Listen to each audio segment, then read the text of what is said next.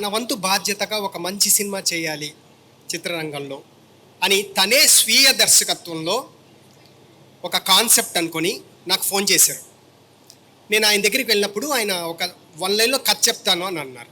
జనరల్గా మనం ఏం అడుగుతామంటే కథ చెప్పడానికి ముందు, సార్ ఇప్పుడున్న పరిస్థితుల్లో మరి మీ దగ్గర ఒక పెద్ద హీరో ఉన్నప్పుడే ఈ సినిమా చేయడం బెటర్ ఏమో కదా సార్ అని అంటాం కదా మనం మామూలుగా.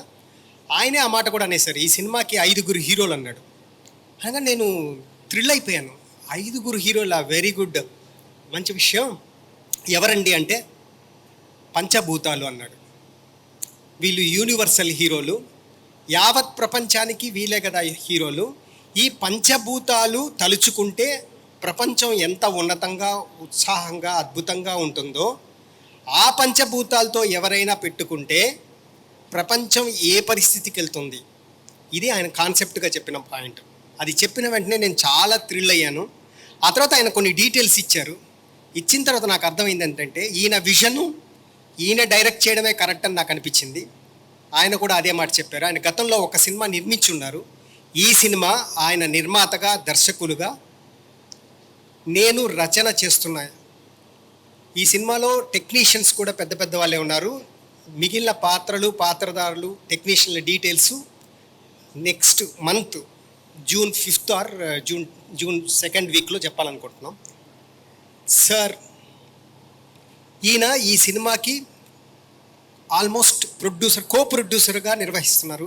సాహిత్యం సైడ్ కానీ, సామాజిక స్పృహ విషయంలో కానీ ఆయనకున్న అవగాహనతో ఆయన కథ వినిన వెంటనే నేను కూడా ఇందులో ఒక పార్ట్ అవ్వాలని ముందుకు రావడం నిజంగా sir, welcome you sir, thank you very much.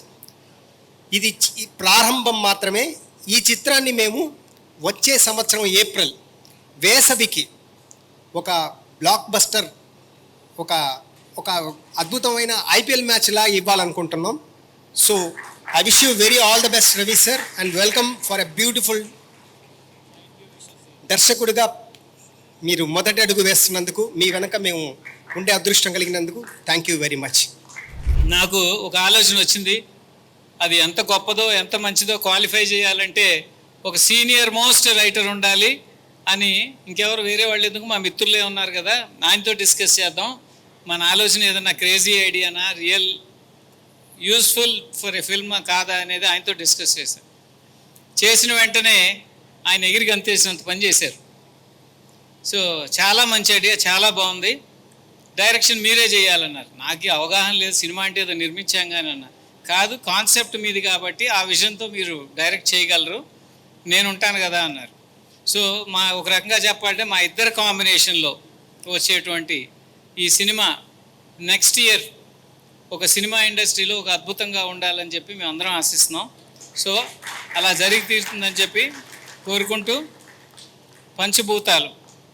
పంచభూతాల సాక్షిగా ఈ సినిమా నిర్మాణం జరిగి తీరుతుంది. దాంట్లో నేను ఆయనకి చెప్పాను ఒకటే, ఎప్పుడైనా సరే నేను తెలుగు అని పెట్టినప్పటి నుంచి నమ్మేది content is king. So content బాగుంటే ఎటువంటి సినిమా అయినా సరే దానికి ఫేస్ ఆఫ్ ద మూవీ కంటెంటే అవ్వాలి. సో అంత అద్భుతమైన కంటెంట్ ఆయన దగ్గర నుంచి వస్తుందని ఆశిస్తూ, ఆ నమ్మకంతోనే ఈ సినిమా నిర్మాణానికి ముందుకు సాగుతున్నాం. ఇదొక తెలుగు సినిమా ఇండస్ట్రీలోనే కాకుండా భారతదేశం నుంచి వచ్చే ఒక మంచి ఆణిముత్యంగా రావాలని చెప్పి మేమందరూ ఆశిస్తున్నాం. Thank you very much.